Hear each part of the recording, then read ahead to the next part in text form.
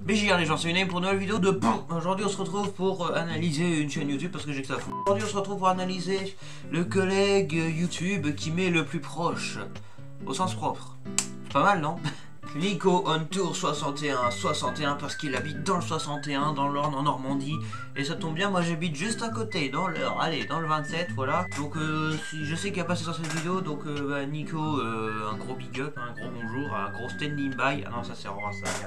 Donc je voulais dire, voilà, salut. À la base, faut savoir que c'est pas un youtubeur nerf, il me l'a dit lui-même, hein, voilà. Mais c'est un youtubeur spécialisé dans la Normandie. Et ça on adore bien évidemment parce que j'habite en Normandie, il habite en Normandie, bah on est bien, voilà, ça fait plaisir évidemment. Alors on va analyser sa chaîne YouTube, voilà, histoire de dire bonjour. Il fait des vidéos nerfs, mais encore une fois c'est pas le sujet principal. Et puis de toute façon, il me l'a dit lui-même, hein, voilà, lui son montage, ouais, il s'en fout un peu, je sais pas s'il s'en fout un peu, mais voilà, peu importe, pas le plus important, de toute façon, on s'en fiche, ça reste bien. Bon, c'est un peu flou ce que je raconte, donc voici le commentaire. Hein. Analyser sa chaîne YouTube, voilà, bien évidemment. Et alors, évidemment, je précise, il fait vidéo découverte de la Normandie, de toute façon c'est écrit découverte de la Normandie, test nerf, dégustation, tout ça, n'hésitez pas à le suivre d'ailleurs sur les réseaux sociaux. Voilà. Évidemment, là j'ai besoin de le préciser, mais il a atteint récemment les 300 abonnés.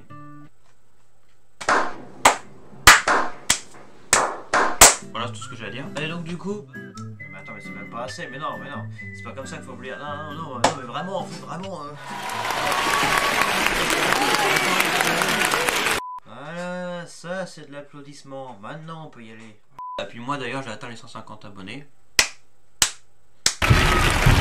La modestie présente. Bref, on s'en fiche. Aujourd'hui, et ben voilà, on va analyser sa chaîne. Alors, à quoi ça ressemble? Déjà, pour commencer, on est actuellement en pleine pandémie de Covid-19. Wouhou, j'adore la pandémie, c'est la fête. Vidéo de découverte de la Normandie. C'est pas très facile à faire quand on est en pandémie et qu'on doit rester chez soi. C'est pas grave. En attendant, il fait des vidéos nerfs et ça fait plaisir. C'est simple, c'est basique. Et on adore ce qui est simple et basique. C'est pas du tout ce que sur ma chaîne YouTube parce que moi, je sais pas, moi le simple basique, je sais pas. Moi je travaille beaucoup trop sur YouTube, bordel. C'est des vidéos simples, basiques, comme on les aime. La nostalgie est présente à chaque fois que je regarde ces vidéos parce que je me dis, ah, les autres youtubeurs nerfs, ils étaient mieux avant quand même quand ils faisaient des vidéos simples, basiques, machin, tout ça. Parce qu'il y en a, ça a mal vieilli. Il y en a d'autres, ça a bien vieilli. Mais il y en a, ça a mal vieilli, tu vois. Donc du coup, bah là, on se retrouve avec un truc, forcément. Là c'est du classique, hein, voilà, hein, et ça on aime bien. Ça c'est, on voit bien un peu les miniatures, hein, voilà, c'est tout ça, hein. Il y a le logo de la chaîne, Nerf Mega Thunderhawk, le logo Nerf mis comme ça, et paf une image, voilà, il montre le Nerf, voilà, c'est simple, c'est basique, et ça on aime bien, ok.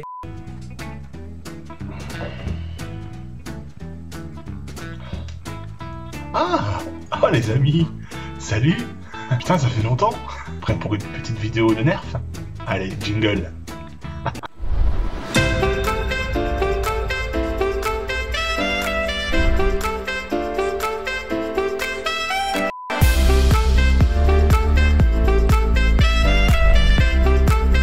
Le retour des chaînes avec les enfants. Je distingue personnellement 3 types de chaînes YouTube nerf, même si c'est pas que du nerf, mais quand même. T'as celle pour les gamins, comme par exemple les marques de jouets ou les chaînes YouTube avec des enfants. Il y en a beaucoup, hein, ça je pense que c'est la majorité, c'est un peu con. Les vidéos pour les vieux, pour les chaînes pour les vieux, je vois par là les youtubeurs qui s'en battent les steaks des nerfs et qui les modifient, c'est un peu compliqué. Puis t'as les youtubeurs universels, c'est pour tout le monde, c'est la moyenne, comme moi par exemple. Oui, je fais de la pub pour moi-même. Et alors t'as un problème, la musique est un peu forte. Voilà, voilà, celui qui m'a dit ça se reconnaîtra bien évidemment. Je vais tourner quand même cette vidéo, donc aujourd'hui on va tester quoi à votre avis?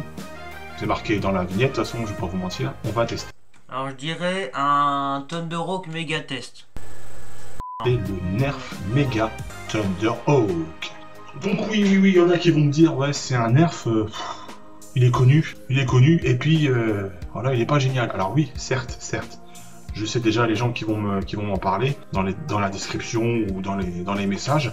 Alors oui, c'est vrai que je me suis renseigné sur ce Nerf avant de le voir.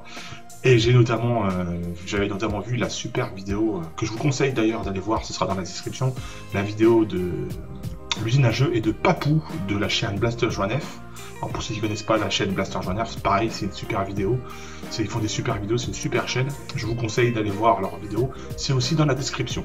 Le YouTube Game français, écoutez, les deux youtubeurs que j'apprécie énormément, voilà, l'usine à jeux qui est clairement notre dieu à tous, hein, vraiment, une usine à jeux c'est le meilleur, parce que c'est simple, magique, simple, basique, mais ça tout seul. Et d'ailleurs, quand j'ai commencé les vidéos Nerf, je me suis clairement inspiré de l'usine à jeux, donc je suis un peu l'héritier de l'usine à jeux. Non, parce que pour ceux qui se demandent pourquoi l'usine à jeux ne fait plus de vidéos depuis bientôt 1 an, ben, je pense c'est une théorie. L'usine à jeux tourne ses vidéos dans le magasin du même nom, l'usine à jeux à Bayonne. Et avec la Covid-19, c'est pas très facile d'enregistrer des vidéos dans un magasin. Jean-Georges, donc celui qui fait l'usine à jeux, pour ceux qui ne connaissent pas, voilà. Il a pas que ça à faire de faire des vidéos dans son magasin, des vidéos Nerf ou autres. Je pense qu'il doit plus consacrer son temps à l'administration de son magasin, clairement, parce que moi je suis ce que j'appelle un indépodo. Enfin, j'ai réussi à l'avoir, accrochez-vous bien, à 10 €. Voilà, je sais que je l'ai vu la dernière fois jouer club dans ma ville, il était à 39 €, 119 je crois. Donc ouais, là par contre j'aurais pas acheté. En sachant les perfs qu'il a, j'aurais pas acheté. Mais je l'ai acheté parce que déjà pour le prix 10 €, voilà, c'est donné. Et il est dans un état comme neuf. Et surtout il est, regardez bien, il est dans sa boîte. Ça, super intelligent. Le vide d'armement. Aïe, oh là là, je vais le casser. Il se démonte. C'est ça de pas avoir de table. Pour le visser. Et voilà. Et là, c'est monté. Alors par contre, ouais, c'est vraiment des barreaux de chaise. Hein. Aïe. Ouais, c'est vraiment... avec ça... pareil, ce que je fais, faut pas le faire, a priori. J'ai entendu dire qu'il fallait pas trop armer à vide et tirer à vide. Tirer à blanc. Ah non, alors ça c'est une erreur fatale. Tirer à blanc, ça peut abîmer le restricteur d'air. J'ai même la notice. La notice du méga, d'origine. Eh, vous avez un bleu? Elle est en super bêta sa notice. Franchement, état irréprochable. Franchement, il y a de quoi dire des trucs là-dessus. Regardez-moi, regardez ce qu'il y a en haut là. Les notices. Voilà, ça c'est cool, c'est pas mal je trouve, voilà. C'est mon mur à notices, et je collectionne aussi toutes les boîtes, elles sont toutes derrière. Hein. Ça me rappelle tellement les premières vidéos Nerf que j'ai faites. Ah c'était bien. Ouais. Donc voilà donc le Nerf Mega, donc vous pouvez le mettre avec ses bipieds. Monter le canon, voilà, vous voyez. Un beau bébé, donc 1,4 m. Moi je le trouve plutôt sympa, malgré tout, le design et tout. Bon, après ça c'est juste pour faire joli. Hein. Parce que je vais vous dire un truc, ce truc là, l'extension, ça a tendance à freiner les fléchettes, ou des fois les fléchettes qui tirent pas fort, ça a tendance à taper, à toucher à l'intérieur. Pour des fléchettes précises, ça part à côté dans le canon quand même. Alors voici le Nerf Mega Aigle de l'orage. Ouais. Pour le blaster, ah oui il y a aussi un rail tactique ici, donc pour mettre un viseur. J'ai enfin réussi à trouver un des blasters que je recherche depuis plusieurs mois maintenant, depuis que je suis fan de Nerf avec Soso. J'ai réussi à trouver le Centurion. Et oui, j'ai enfin réussi à le trouver en occasion, je vous dis pas le prix, mais j'ai fait encore une super affaire. Alors, mon cher ami Nico Tour 61, parce que je vois, t'as enfin trouvé le Centurion, d'après ce que tu dis dans cette vidéo. Je sais pas si t'as déjà tourné la vidéo au moment où celle-là sort, mais je tenais à t'informer d'un petit truc, mon cher ami. Le Centurion, si par pur hasard, quand tu réarmes, ça se bloque là, ça se bloque un peu, t'arrives pas à réarmer, ça peut arriver des fois. Et ben la technique est assez simple, il suffit de réarmer d'un côté, tu le penches par rapport à là, tu le penches vers la gauche et ça tire. Et si tu as la chance, parce qu'en plus il est pas cher, de trouver le blaster qui est là-bas, le Moto Strike, le fusil d'assaut méga, et ben à la place du chargeur de 6, tu pourras mettre le chargeur de 10. Et aussi il faut pas ramener en arrière pour mettre le... Ah, et pour les personnes qui connaissent pas le Centurion, c'est un piston inversé dedans. Pour ça, en fait quand on tire, l'air part derrière puis repart devant. Au lieu de partir directement devant, du coup ça fait un petit recul. Mais bordel, le Centurion, faut pas ramener en arrière pour mettre le chargeur. Voilà, c'est une erreur que beaucoup de gens font. Oh là là, oui. La preuve, hein, d'ailleurs, le piston, regardez dedans, hein, j'ai envie de vous dire. Ah, bon, j'ai pas encore fait la vidéo du Centurion, si un jour je la fais, bah vous irez la voir bien sûr. Mais j'ai mal montré le piston, je vous remontre. Alors, je vais vous montrer comme ça, regardez bien. D'habitude le piston il est déjà présent, mais là c'est inversé. Regardez, je réarme. Là ça vient prendre la fléchette méga. Et attention. Oh, c'est pour ça qu'il faut mettre le chargeur avant de réarmer. Voilà, c'était une petite info parce qu'il y a énormément de gens qui ont fait cette erreur. Ils ramènent en arrière puis après ils mettent le chargeur. Même beaucoup de youtubeurs ont fait cette erreur. Bon bah écoutez, au moins vous saurez. Hein. T'arrives pas à ramener en arrière, faut le frapper sur la crosse. Faut pas hésiter à frapper comme un cassos. Voilà. C'était une petite information sur le Centurion. J'espère que ça vous a plu. Et je sais pas ce que je vous ai dit, mais j'adore le Centurion. Voilà.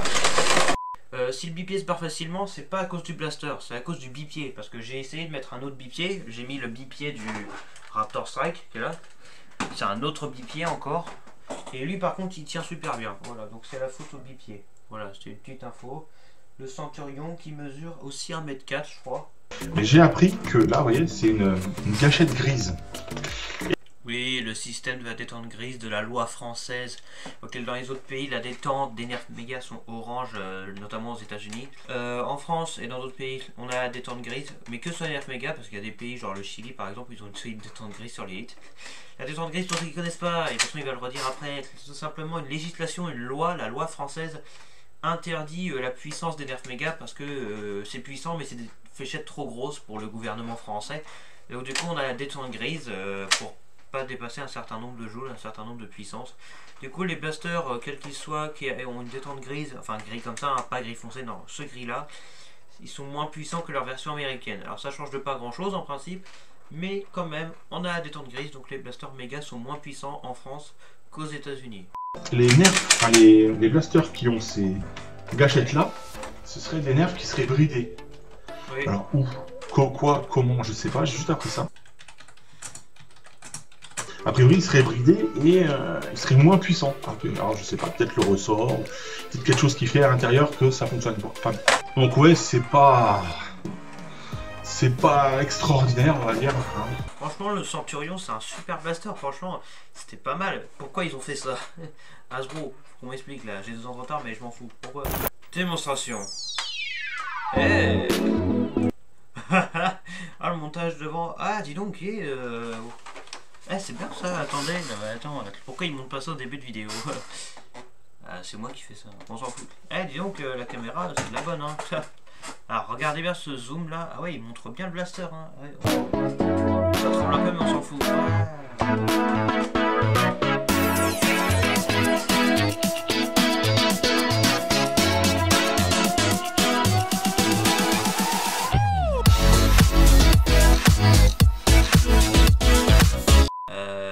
Est-ce qu'il a le courage de ne pas péter un câble face à ses performances aussi dégueu? On va voir. Incident de tir, elle est pas partie. Yes. Elle est pas partie non plus. Le truc avance même pas. Attends, il est chiant. Oh là là. Quelle puissance. Ah oui. Oh, j'ai touché une pince à linge. Oh là là. C'est les fléchettes, c'est pas possible. Pas comme ça là, hein, mais quand même. Oh, touché, plein centre.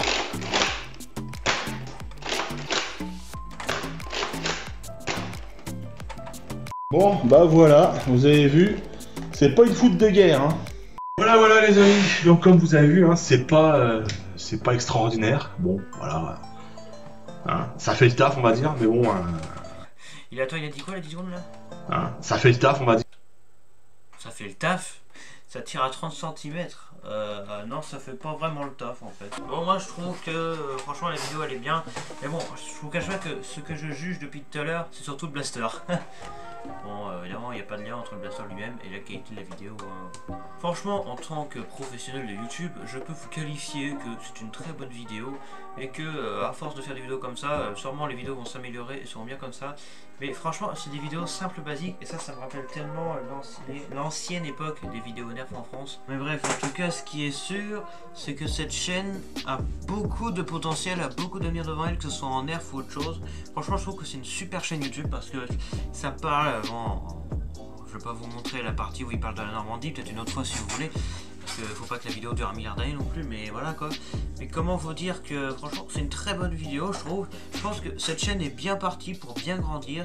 Franchement niveau vidéo nerf c'est bien, c'est digne d'une bonne vidéo nerf. Et à mon avis ça va s'améliorer encore dans le futur. Et les vidéos où il montre la Normandie, tout ça, en ce moment avec la Covid c'est compliqué, mais voilà. Mais je pense que c'est une très bonne chaîne YouTube et qu'elle est bien partie pour grandir. Donc un gros big up. Voilà, c'est tout ce que je peux dire là-dessus. Et bah, je vous invite à aller vous abonner là-bas, hein, évidemment. DSDNR trouvé sur le bon coin avec un super fond, lol.